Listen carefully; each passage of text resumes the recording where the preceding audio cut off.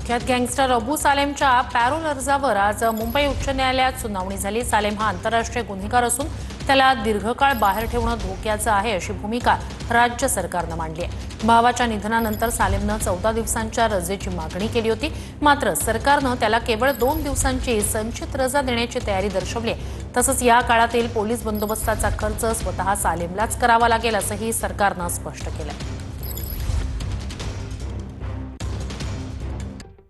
या क्षणाची एक मोठी बातमी। आदित्य ठाकरे राज ठाकरे यांची भेट घेण्यासाठी शिवतीर्थावरती पोहोचलेत। प्रचाराची सांगता झाली आणि त्यानंतर आदित्य ठाकरे राज ठाकरे यांची भेट घेण्यासाठी दाखल झाले। पालिका निवडणुकीच्या पार्श्वभूमीवरती या भेटीला विशेष महत्त्व आहे। आदित्य ठाकरे आता राज ठाकरे यांची भेट घेण्यासाठी शिवतीर्थावर दाखल झाले आणि त्या दरम्यानची ही एक्सक्लुझिव्ह दृश्य आपण TV9 मराठीच्या माध्यमातून पाहतोय।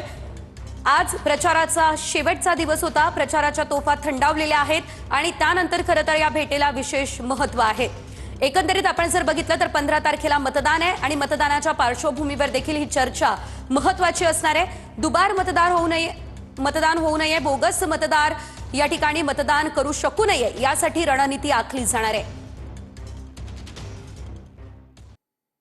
जळगावच्या प्रभाग क्रमांक 11 मध्ये शिवसेनेच्या उमेदवारांकडून पैसे वाटप होत असल्याचा आरोप आहे। बघा, अपक्ष उमेदवाराकडून जिल्हाधिकारी आणि महानगरपालिकेकडे तक्रारही करण्यात आलेली आहे। पैसे वाटपासोबतच मतदार महिलांना कोंडून ठेवल्याचा गंभीर आरोप आहे। पालिका कर्मचाऱ्यांनी कारवाई न करता बघ्याची भूमिका घेतली असा आरोप हा केला जातोय।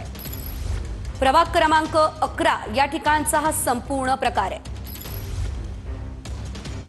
वॉर्डमध्ये जी पैशांची उधळण चालू आहे, मतदारांना आमिष देऊन पैसे वाटप चालू आहेत, त्या संदर्भात आम्ही कलेक्टर महोदयांची भेट घेतली असता त्यांनी निवडणूक आयोग जळगाव महापालिकेचे जे आयुक्त आहेत त्यांना सांगितलं की या संदर्भामध्ये दखल घेऊन तात्काळ कारवाई करा। परंतु काल आयुक्तांची जी टीम आली ती फक्त बघ्याची भूमिका घेतलेली त्यांनी आणि नंतर 10-20 मिनिटांनी ते निघून गेले आणि ते गेल्यानंतर परत वाटप चालू झाले। महिलांना कोंडायचा प्रश्न असा नव्हता की त्यांना काही आरोपी म्हणून कोंडलं नव्हतं। शेवटी एक मॉप असतो, तर त्यांना आरोपी म्हणून कोंडलं असतं तर थांबल्या कशाला असता?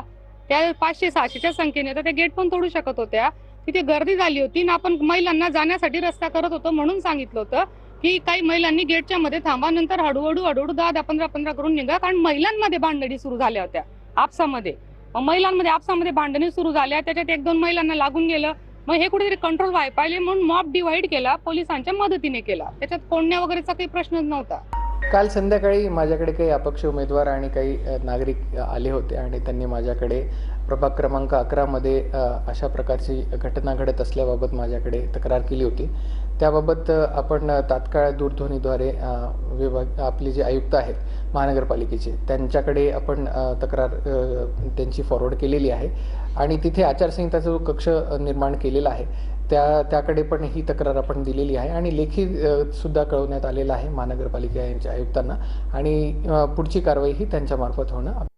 आणि यानंतर एक ब्रेकिंग न्यूज। अजित पवार यांचे 1999 मधील शिवसेना भाजप महायुतीवर आरोप पाहायला मिळत आहे। पुरंदर उपसा सिंचन योजनेच्या खर्चात पार्टी फंडासाठी 110 कोटी वाढवले असं अजित पवार म्हणाले।